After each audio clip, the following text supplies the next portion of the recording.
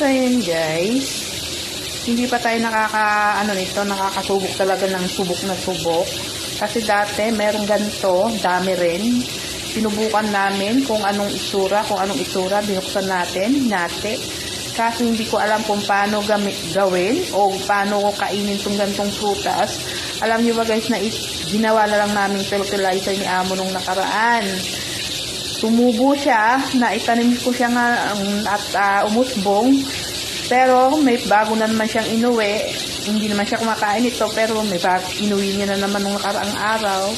So, mag-comment nga kayo kung paano to gawin, kung paano kainin o anong gagawin. So, try natin. May isang nag-comment dati sa isang post ko na gawin daw juice.